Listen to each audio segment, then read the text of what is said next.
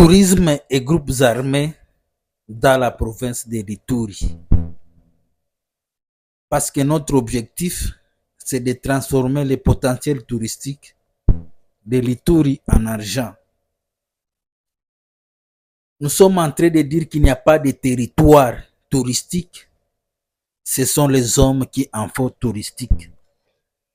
Ici, je m'adresse à la population qui habite à Aru, Djougou, Mambasa, Irumu, Mahagi.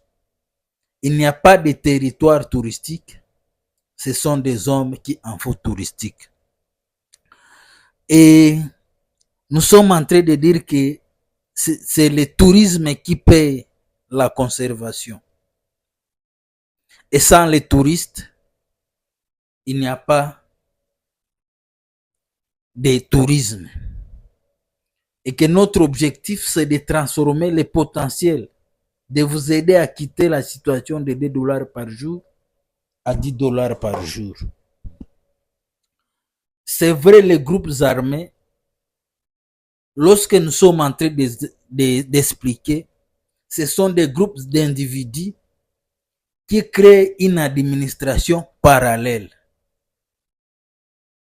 Ils exploitent les matières premières, ils font payer les péages routes, ils font payer les cultivateurs, les pêcheurs, les marchandises, ils font la douane, l'OCC, ils font payer, ils créent une administration parallèle au détriment de l'administration centrale qui se trouve à Kinshasa.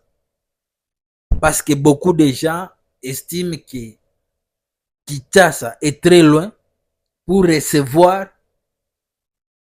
les taxes, les impôts collectés au niveau de l'Irum. Parce qu'il indexe les dirigeants au niveau de Kinshasa en étant des jouisseurs, des gens qui se partagent les taxes et les impôts au lieu de songer à la population locale. Et donc, les groupes armés créent une administration parallèle. Parfois, ils sont soutenus par les pays étrangers et les occidentaux qui leur donnent des armes pour terroriser la population, les violer, faire des pillages, des incendies. Ils tuent les gens pour créer la terreur et on bloque le développement économique de la population. Nous sommes en train d'expliquer que vous devez voir ce que le monde a la représentation de chez nous. L'Est de la République démocratique du Congo est en rouge pour dire que c'est formellement interdit aux touristes de venir. Parce qu'on pose la question, pourquoi pour nos minéraux, les Nations Unies n'interdisent pas les Européens, les Asiatiques et les Américains à venir à l'est de la RDC. Mais pour les touristes, on leur interdit. Pourquoi ces 2 poids 2 mesures? Alors que la province de l'Ituri a des potentiels touristiques de premier ordre. L'escalier de Venise, les monts Oyo, la réserve de faune à Okapi. Mais malheureusement, ce sont les groupes armés qui mettent la loi et bloquent l'activité, d'autres activités économiques. Nous sommes en train de dire pourquoi l'activité économique, l'activité minière artisanale bloque d'autres activités économiques comme le tourisme, l'agriculture, le commerce, la pêche, l'élevage, les services. On est en train de s'interroger, qu'est-ce qui ne va pas? Et nous, les dirigeants, parce qu'on est en train d'injecter qu'il y a la fraude, la contrebande, même au niveau de l'État, même au niveau des groupes armés. Donc, prenons conscience, qu'est-ce que nous allons laisser à la génération future?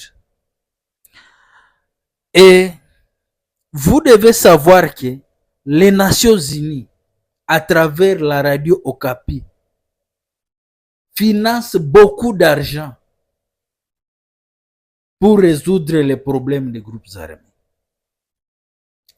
Les Indiens, les Pakistanais, les ONG, ces ONG peuvent travailler pour le développement économique de la population. Je suis en train de vous dire que la révélation qu'on doit chaque fois enseigner à partir de l'école primaire, secondaire jusqu'à l'université, que l'UNESCO ne peut pas aimer qu'on puisse vous dire, c'est que les pays européens, américains, asiatiques, et ils ont besoin de nos matières premières. Le bois, l'or, les diamants, la cassiterite. Mais nous avons besoin de leur argent. Comment mettre l'équilibre entre ces deux vérités? Ils ont besoin de nos matières premières et nous avons besoin de leur argent. Souvent, je suis en train de dire à la jeunesse, d'autres impriment l'argent. D'autres fabriquent l'argent. Mais si vous faites la même chose, on va vous dire que vous faites la contrefaçon. Alors, comment on peut concilier ces deux vérités? Avoir cet argent que les Européens ont sans nous tuer. Lorsque je vois les potentiels touristiques de l'Ituri, je me demande que les Lendu, les Hema, tous les peuples qui habitent la région de l'Ituri, nous pouvons nous retrouver sans nous tuer.